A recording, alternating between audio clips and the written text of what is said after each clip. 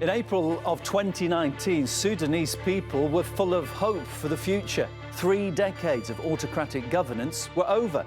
The ruler, Omar al-Bashir, had been deposed and there were plans for democratic elections. But 4 years later, in April 2023, people's dreams had been shattered. A power struggle between a powerful paramilitary, the Rapid Support Forces, and the Sudanese army erupted into civil war. This left parts of the capital, Khartoum, in ruins, caused the world's largest refugee crisis, and left half the population food insecure. I'm Neil Harvey, and today's newsmaker is Sudan.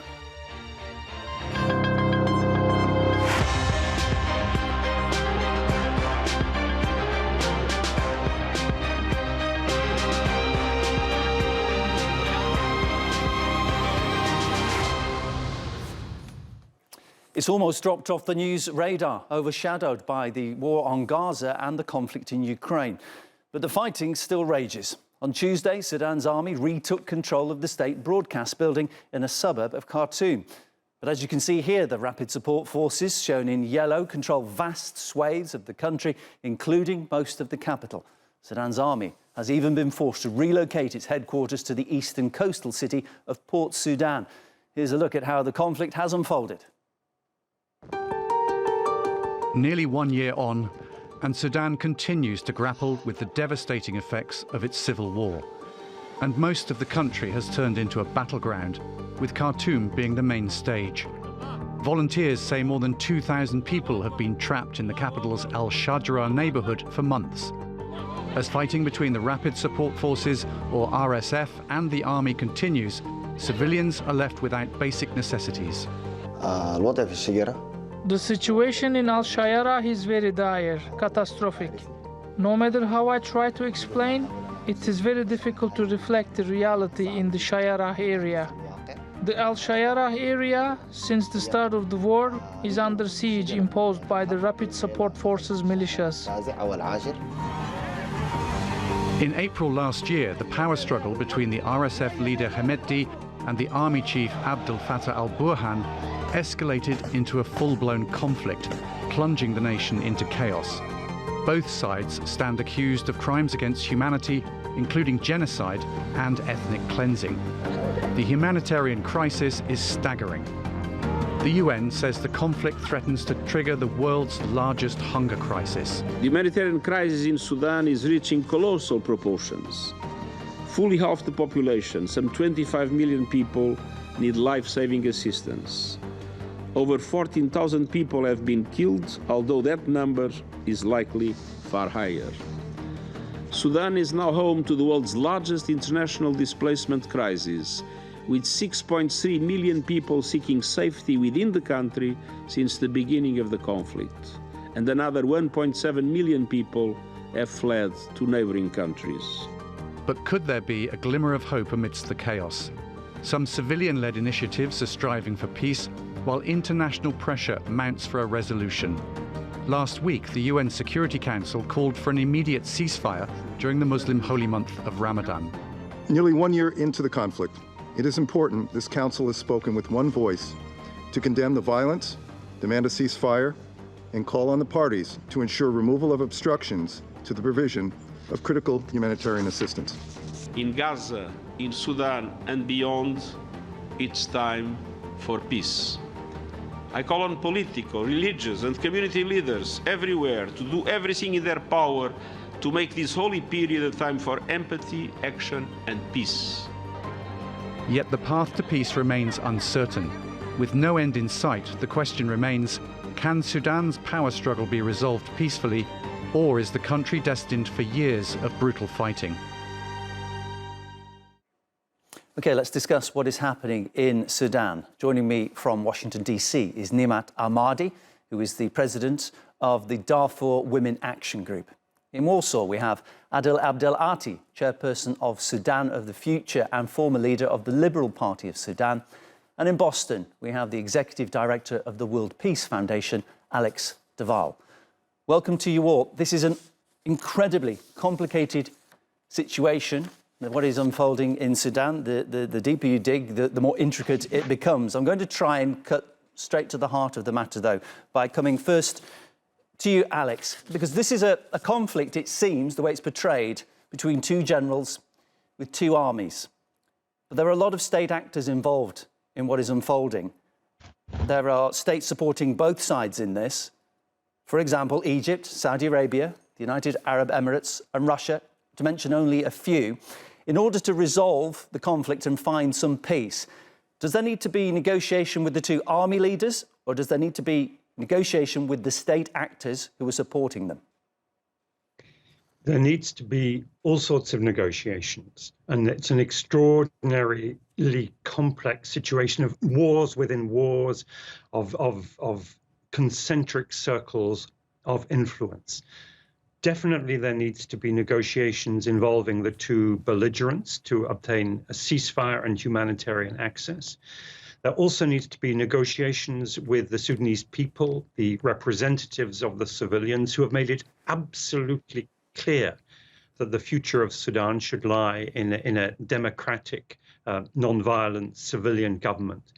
But none of this can be achieved unless the external sponsors, and you've mentioned the key ones, Cairo on the one hand, and on more or less aligned with Cairo, we have Ankara, Doha, and Riyadh, and Abu Dhabi very actively supporting the UAE with arms and money.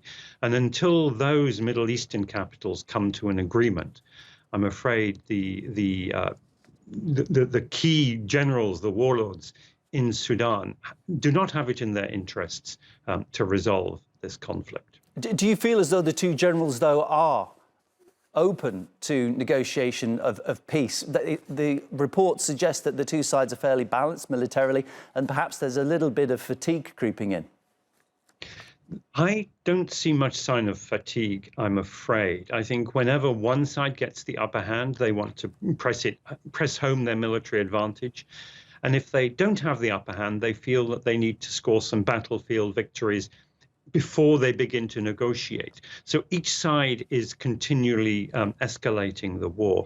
And because there hasn't been a serious peace process up to now, we really haven't tested their goodwill. We don't know whether they are committed in any true way to negotiating for peace. Nimat, let's bring you in here. As always is the case, when there is war, the greatest suffering is seen by the population, by the most innocent. And this is a civil war, yes, but it's so much more than that from all the information that we hear coming out. There's also reports of ethnic cleansing, abduction, rape. People at home might understand in their minds what they think is a civil war. This is something entirely different. Where does all the hatred come from?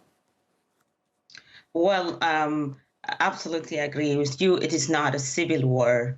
What it has appeared to see, like you can see in Khartoum, clearly the rapid support forces and the government are confronting one another. But when it comes to other places like Darfur, it is the rapid support forces systematically attacking the people, innocent civilians, and ethnic-driven attack against people, and creating an unprecedented suffering and imposing condition that we have not seen in our lifetime on the people, killing systematically. When they come into the city, they make sure that they isolate civilians from all survival means, stole properties, destroy services, loot vehicles, and cut communications. So they make sure that they eliminate all the survival means. Even those who are attempting to flee, they cannot flee. And this is an inhumane condition. The situation in Sudan now, and particularly in Darfur, where genocide has been going on for 2 decades, it is beyond catastrophic. And I don't think it is negotiation, but there is a need for an action to end the silent killing that is ongoing right now. The only reason the world does not notice it because there is no news. Sudan is completely isolated. There are no international journalists could go in. All the diplomats, all the humanitarian agencies have left since April of last year. So the situation, whatever worse situation we know, there is more that we don't know, and that is dangerous right now. Nimat, what is that persecution based on? Is this based on colour of skin? Is it based on religion, ethnicity? Where does the hatred originate from? Based on ethnicity, because back in 2003, the Ford, the Degawa, and Masalit were targeted systematically. The same group that are targeted right now, as we have seen in Al Junaina, Masalit people were systematically targeted, and many other indigenous African, home after home, they go, and even their neighbors, those non-Masalit, they ask them if they can't show them the Masalit homes, they kill them, they shoot and kill. We have seen mass killing. Similarly, other cities that were heavily attacked, Tawila, Zalingi, Kutum, these are the cities that is majority inhabited by the Ford tribe, who was also one of the largest indigenous African tribe who were systematically targeted. So I think this is quite clear, and it is not new. It has been going on over the year. Even during that shortly lived interim period, these attacks continued to take place in West Darfur and across different areas in Darfur. I think it is not the negotiation. There has been so many negotiations in Sudan. It has yet to result in any resolution, because like people who have been attacked 20 years ago, they could not go home simply because their attackers have yet to be held accountable or apprehended. And the current crisis is the cost of immunity, I believe. And right now that people's life is in danger. Adil, having heard all that, and you know it well yourself about the situation in the country, as a politician, how do you see a path through to Sudan having its own democratically elected government in this background of civil war and ethnic cleansing? The path is very difficult. It's very difficult, taking into consideration the huge destruction of the country, and also the weakness of the political parties and the political actors.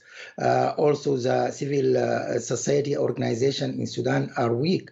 And as Nimat said, we don't have international journalists in Sudan. We don't have diplomats. We don't have good information about Sudan. So the world can reflect about the situation. Now, the Sudanese people are suffering in different places and in different fields. We have a huge humanitarian crisis. We have a security crisis also. People, they don't speak about this, but we can notice that a lot of armed group, a lot of terrorist group, criminal activities all around the country, and also the possibility of destabilizing the neighboring countries. We have also this political problem, because from one side, there is a general of al-Bashir who wants to keep the power for themselves. There is from the other side, the RSF, which is I think is one of the most dangerous organizations in Sudan now. And from the other side, from the third side, we have a very weak political leaders and political parties. So the path for democracy and for democratic government is very difficult, but it is not impossible.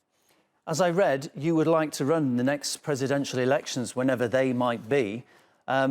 What is the first thing that you think has to be solved in all this myriad of problems? What's the first thing needs to be tackled? The problem of security before all, of course. This is a main problem of Sudan now, and the problem of different conflicts, frozen conflicts. We have, besides this conflict now between the RSF and SAF, we have the problem of the Nuba Mountains. We have still not solved the problem with the SPLM and SPLA there. We have the problem of Jabal Marra and Abdul Wahid Muhammad Noor and SLM, which is also was not solved during the interim period. And we have a tension situation in the eastern part of the country. So there is a lot of conflicts, social conflicts, political conflicts, frozen conflicts. We have also a very fragile situation with Ethiopia and with Chad. And all this should be, I think the security problem is the most important problem. But I don't see in the near future like a perspective for for democratic elections. We need to finish the war. We need to build an real interim period of 1 year or 1.5 years, or at the maximum 2 years, because the elite, which was ruling with the journalists in the last interim period, they were not interested in democratic elections. They were not interested in a short interim period. They were interested in a long interim period to rule with the generals. And this project has failed, and we should look for another solution. Alex, to bring you back in, you've said previously that you believe that Sudan is on the verge of a fully fledged famine, and obviously trying to get aid in a war situation is incredibly difficult. But if there isn't some kind of intervention to provide enough aid, how bad do you fear this might get? I'm very worried, because not only is there the crisis unleashed by the war itself, but that came up on the top of a whole series of humanitarian and economic crises that pre-existed the war. And what we are seeing now is that the major farming areas are unable to produce. The RSF moved into Al Jazeera, which is one of the two sort of breadbasket regions of Sudan, in December. And when it took over Al Jazeera, it actually vandalized and destroyed key agricultural infrastructure there. So the prospects for Sudan actually producing enough food for itself in the coming year is very, very bleak. And on the other side, the Sudan Armed Forces has insisted, it's only just relented a little bit, but it has been insisting that no aid should flow into those huge areas controlled by the RSF. So I fear that we have a really terrible famine on a scale that we haven't seen in many, many decades. A terrible famine unfolding in the months ahead. And as has been mentioned already by you, Nimat, there's very little coverage of this on the major broadcasters. And of course, people have to take control of their own lives and their own futures. There's been, I think, estimated at least 1.5 million people have fled the country. A lot of people selling up just to pay for food at this point. How do you feel about the way the international community is accepting, or perhaps not accepting, refugees from Sudan? It is a very unfortunate situation, and I think the international community and many countries are following their obligation toward the Sudanese refugees, because these people have not choose to come. They are forced to come to these countries in the first place. And I think they must be held accountable to their obligation. People are fleeing war, fleeing dangerous killing, fleeing rape, death and destruction, and lack of services because of the magnitude of the crisis that are people fleeing. And I think it's important that we remind the leaders to uphold their obligation to international human rights and humanitarian laws. Refugees are under international laws, are protected and supposed to be treated in dignity. But unfortunately, we have seen this again and again, with the exception of a few countries, the pushback on refugees and the suffering of refugees. Even those who fled into safe areas, they are still facing tremendous challenges and suffering. Coming back to you, Adil, I started talking about state actors and how they tie in with the crisis. So you've got to have the shipping route through the Red Sea. It's considered to be extremely valuable. The United Arab Emirates and Saudi Arabia, they obviously covet it. And they've invested huge amounts, we're talking billions of dollars invested into Sudan, which obviously has a coast that runs along the Red Sea and the shipping route there. Is that another part of the problem, those huge amounts of money being invested in by outside states?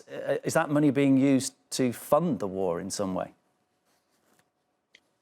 The relation of the Arabic countries or neighboring countries is very complicated to the Sudanese problem. Because many of these countries, like neighboring countries, we speak about Saudi Arabia or Egypt, they would support some kind of stability in Sudan. But what kind of stability? Because you can't build stability on dictatorship or on weak governments like we had on the interim period. And other countries, they are trying to force their agenda in Sudan or their international agenda like the United Arab Emirates. And also they invested a lot of money, but also they invested in this war by supporting the RSF. Of course, I think they had the idea, or they were convinced that the RSF will take power in a very short time. They did not predict that the war will take 1 year or more. But at the end of the day, the situation now, we have some of these countries involved in the war, and at the same time, they are trying to be involved in the peace process. Of course, we need state actors, we need neighboring countries to be involved in solving the problem, but there should be also very strong engagement from the United Nations, from the European Union, from the United States of America, and other international actors. So the peace process should also reflect the interests of the Sudanese people for security, for democracy, for prosperity, and not only the interests of the neighboring countries or regional powers. Coming to you, Alex, and this will get more complicated the deeper I dig, which I did kind of warn could be the case. But a UN report that was leaked said that there was high confidence that the United Arab Emirates had been supplying weapons to the Rapid Support Forces. That is a claim that they have denied. Also, there have been numerous reports that say that Russia has been training and supplying weapons to the RSF in return for gold from Sudan's gold mines. So there's a lot of wealth that's being tapped into there by at least one of the armed forces. If the United States comes in and tries to negotiate some kind of peace, they will not want, you would think, the RSF to have victory, because that would continue the supply of gold and therefore funding to Russia, which would finance their war in Ukraine. At the same time, though, there seem to be some ties between the UAE, which is a US ally in the region, with the RSF. So the United States seems like it's in a very difficult situation if it's going to be lead negotiator. How does it handle a situation that complex? The US position really has been not to handle it. What the decision of the Biden administration has been until very, very recently that the Sudan issue should be handled by the Africa Bureau of the State Department. Now, everyone is well aware, of course, Sudan is in Africa, and Sudan is a member of the African Union, but the African Union has shown itself incapable of responding. The leadership of the AU Commission has essentially been standing with its arms folded, watching this and indeed other crises unfold without applying its norms, its principles, without activating its institutions. And nor has the United Nations. When the UN Security Council met just recently, and you played clips of the Secretary General, Antonio Guterres, talking about how terrible the situation was, one might have thought the UN would say, okay, this is the opportunity for the UN to bring everybody together. But no, the UN has not wanted to do that. It has delegated the issue to the African Union, which is, I'm afraid, much as I applaud the principles and norms and aspirations of the African Union, I think putting the AU in charge is a recipe for failure. And Nimat, I want to finish by coming to you, and I apologise, I think we've only got about 1 minute left. Is there an existential question here over Sudan's future? How do you persuade the people in the horrific conditions they're in not to flee the country? Well, unfortunately, unless there is a solution, people will continue to flee. And I'm afraid that at some point they won't be able even to flee because people are facing hunger and malnutrition. Recently, UNICEF reported that a child dies every 2 hours, and that's the beyond dangerous. And I think Sudan needs an atrocity prevention approach whereby a robust intervention for civilian protection and then opening humanitarian corridor to keep the the people alive at all. And then after which a long-term solution can be made. Also, documentation of atrocities and accountability must be prioritized. Like in other situations, in Rwanda, in Liberia, former Yugoslavia, those who commit crime were not part of any negotiation. They were part of the trial. Then the people of those countries were able to come together, negotiate peace, and then setting a social contract for themselves for transformation of their countries. The same solution is needed to be done in Sudan, because we have seen so many failed peace negotiation before and peace agreement. And both Al-Burhan and Dagalo are part of the Bashir's playbook, whereby they sign agreements, but they never implement it. And the people of Sudan have suffered for far too long. I think there is a need for the Sudanese nationals to understand, the regional actors, the international community, that this is the only way that will bring a sustainable solution. And I think the silent death and destruction that is going on need to be stopped first. Nimat, thank you so much. We'll have to wrap up our conversation there. Thanks for your contributions. Nimat, Adil and Alex, it's been great to have you on The Newsmakers.